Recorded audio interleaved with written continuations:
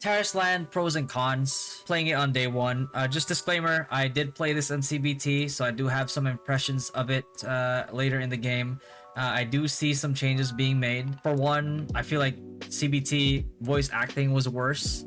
It kind of got a little bit better here. Still not the best, obviously, but you know, I barely listen to it anyway, so it's fine. So the pros. Let's start with the pros, right? Pros: the battlegrounds are fun and very objective based. It's just that I noticed, like, for example, the one that we had today, which was Fire and Ice Island Battle Map. It's very objective, like, oriented. I like it a lot. There's some that I don't like as much.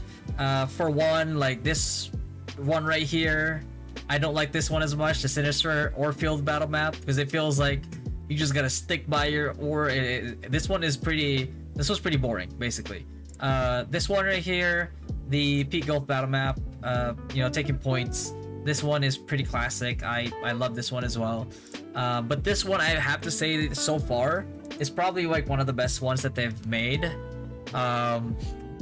Because there's a lot of things to unpack here a little bit. Like, right, you have your major objectives here, right, which basically is like your Roshan or your Baron. Once you get this guy, he basically is your ally. So you kill him, you stand there. So even if you get if somebody gets the last hit on it on the other team, you can still fight for it. And whoever gets him basically gets him as an ally, and he'll attack structures. You can exchange crystals for buffs, or you can exchange them for 15 of them for basically a battering ram or a ballista or whatever. So you can do it here on the other side, so it's the south side or the north side, right?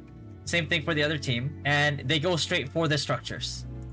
So I like this one a lot. So if somebody's like trying to bum rush your turret here, which they can destroy even without the battering ram, you could have somebody stationed up here on the turrets and help out a little bit and stave them off that way.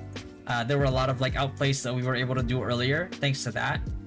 There's just a lot of things to unpack in here. It's very objective based, to the point where, like, my team earlier, for example, was just running around fighting, PKing, and the game was going nowhere. We were kind of losing, and all I did was I just went around collecting crystals. I put in battering rams on both ends, and basically that helped us actually win the game and destroy their nexus, right, their base. So that felt pretty good. It's the fact that your team could be just running around, monkeying around, and you can actually make a difference by sticking to objective play. Obviously, that's, from my perspective, playing pug matches. So if you actually have a group, an organized group, then this process or this mode becomes a lot easier to win, right? Then again, if you're facing a group, an actual group, then you're gonna be in for a rough time. So that's one of the things that I like about the battlegrounds. I like it a lot. It's very fun. It's very objective based. Dungeons are fun as well. The added challenge mode puts another level of difficulty that makes finishing the dungeon and getting the title afterward feel satisfying. So the dungeons themselves, let's say like this is the first one that you get to do, right? Like the cap right today is like level 20. So you start off with the normal difficulty, which is pretty easy, right? And then you move on to the elite difficulty, which has some type of difficulty, but honestly, if you have like a decent group, it's not that hard at all. But the challenge mode, this one actually, the challenge mode is actually pretty fun, because all it does is it adds more like affixes or like more conditions in the game. Like this one right here that we had for Library of Chaos challenge mode. We had to not only, well, it's not so much of a DPS check, it's more of like a timing check, where people have to make sure that not only are you getting the orb, because the condition was you would get stacks as time passes by, and when it reaches 55 stacks, you'll die, your team will die, you'll wipe. There's these portals that you have to grab, which will reset your stacks by -30, and it will, but the added difficulty to that one is it'll actually have other mechanics, like it will start putting circles below your feet or start following you for like 5 seconds, so you have to keep dodging, or there's gonna be like orbs flying all over the place and you have to dodge those, because if you get hit by those, you'll get more stacks, and if you get hit enough or your party gets hit enough times, you won't make it to the next time a portal spawns to reset another -30 stacks. So it's very, very interesting. It's very, very fun, very, very challenging, and it was very satisfying, because right afterwards as soon as you get it done, you'll get a title for it and some rewards. And it just it's that type of stuff that if you can experience this in early game and it just gets better and better as you get later into the game, it's a good feeling, right? Like we were all congratulating each other after, we were all like telling each other good job. It's like the same old school feel that you would usually want to look for in an MMORPG, and we got that through this system, right? So that's, I consider that as a huge pro for the game, and you know, give props to the game. There are free costumes and mounts they can attain just through achievements, which makes them more meaningful than just pulling out of the current game's gacha system for costumes, which is going to be like one of the cons. Gacha getting, I think I don't particularly like gacha for like costumes. I feel like it's predatory. At the very least, they don't have stats for now. So in terms of like achievements, like you have a lot of achievements here. So like for dungeons, for example, the raids for later on, you'll notice that you get certain costumes, mounts, flying mounts like dragons, like really cool looking mounts and costumes, by the way. And then the game does look aesthetically pleasing. Like if I were to imagine like a WoW 2 being made, I don't know, like 5, 7, 8, 9 years ago, I think it would look like this. I don't mean that as a slight to Tarisland. I just feel like there's WoW 2 right now has a lot more potential to look even better than this, even though this one does look pretty you know, aesthetically pleasing. Like I said, I have it here as a pro, so it's not a knock on Tarisland because it is good enough. The Inscribe system allows for more customization for builds, like the Inscribe stone here. So basically you could be a tank and you could go the offensive route, you could be a DPS, you could, you know, go for a little bit more tankiness. Your sigils or your emblems add a little bit more depth to like builds. The only fear that I have for this one is these things, if you want to upgrade them, they do cost the Inscribe stone energy, which was basically like dust. Right now they're only in the free version of the battle pass, which is good. So while yes, somebody who pays for more stuff in the battle pass will get a stat advantage over you because they just get more of these than you, that's kind of pay to win. So that I kind of count that as pay to win, but I kind of count it as good because it's in the free version of the battle pass. But at the same time, the biggest con of Tarisland before was that this was pay to winnable. And so but basically what that means is that like somebody could have filled this up way earlier compared to now, and the fear is that they might, you know, they may or may not bring that back, and if they do, it's going to ruin the game completely, right? And I only say that because right now Tarisland, I mean the people behind Tarisland, not exactly the best reputation. Let's leave it like let's leave it at that, right? This one right here is could either be a pro or con. The game caps you out at level 20 on day one. It's good because you have more stuff to do. Like I managed to get to Vanguard in the military rankings, so there's definitely stuff to do, and we'll talk about this later. And dungeons, you can get to do your dungeons. You can do your challenge mode dungeons if you haven't yet.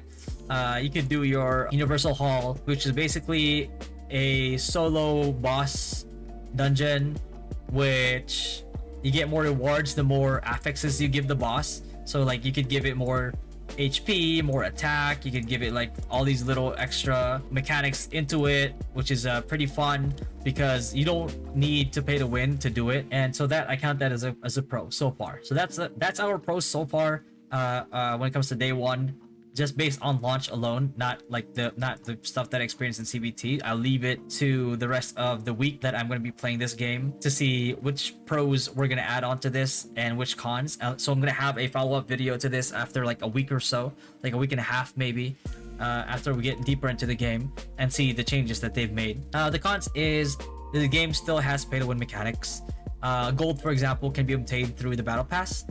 This makes a difference because someone who pay-to-wins can save vigor, which is the energy system for gathering and crafting. For crafting, for example, you can just use gold to buy materials, whereas somebody who's free to play will have to use their vigor to gather materials. BP also gives you emblem chests up to purple, the emblem being right these things right here. So there's like, you can see there's purple, there's blue, there's green, there's different rarities. And the battle pass does give you more chances to get like higher rankings, and I think one guaranteed epic in the paid version of it. So yes, you might not get something good, but at the same time you might, and that's just a layer of pay to win that I feel like is like unnecessary and it just adds more things for people to say bad about the game. Not the biggest deal obviously, but you know, it is gold currency that you use to buy stuff in the marketplace, so it does matter. I have to mention it. Other thing too is the monthly ticket, which is basically your VIP pass. You just get more XP, which means you get to complete your battle pass faster, which again gives you more advantages early on, right? And for every new battle pass that there is, and the tax rate is reduced at the trade center, which again gives you an advantage. Listing items is also free at the trade center, and then you just have like quantity of Tarisland chests dropped is increased, right? So that's emblems, that's gold coins basically for the marketplace. The emblems, the higher rarity emblems, better chances for those. You can have multiple orders, more listing slots,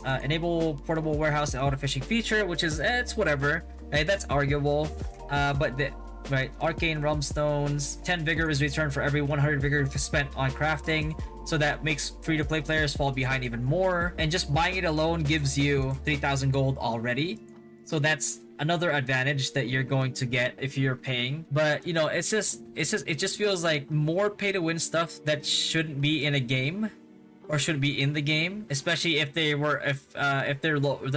whole banner thing. Like when I was told to try this game out, I was basically told that they removed the pay to win stuff, or at least they reduced it to like a very bare minimum. And granted, while this is not the worst pay to win that we've seen in the games that we played, it still is pay to win, and it does still make a difference between a free to play and a whale. The game is good, but there's just these like unnecessary stuff that they're putting into the game for a little bit more revenue that kind of just puts the game in a bad light, right? Like even the other thing too is like even the costumes, mind you, they look good. In my opinion, they look good. But they're also tied behind like a gacha, right? And that's just personal preference. Obviously, it's not as bad. I didn't put that in there as a con as much, or I don't consider it too much of a con, because you know it's basically you know, it's just aesthetics, right? It's just a skin. There's no stats involved, so I'm fine. I'm completely fine with that. Another con that I have, I mentioned this before in CBT, and it's still here, is the military ranking. I feel like it's more harmful to the game, and adding it doesn't quite make sense because it just deters non-PvP grinders more, because not only are they going up against people who are more experienced because they play a lot more PvP, now that rank difference also comes with an additional like stat check. So let's say like you're going into this game later down the line as a new player, and you're gonna hop onto PvP because like you've heard like, hey, one of the pros is like PvP, it's very objective based, right? Well, 2 months down the line, when everybody's like higher ranking, you're gonna get stat checked so hard that it's gonna be impossible for you to kill anybody. And unless this game has better matchmaking, which currently it doesn't quite have it, or it didn't have it in CBT, so I'm not sure if they added it here, or if the game's gonna have enough of a population to even have that or warrant that. We'll find out. But here's basically what it is, right? For the uninitiated, this is basically what it is. The military ranking system. I put an example. If you're a private, which is what you start out as, you have 130 plus 130 attack in PvP.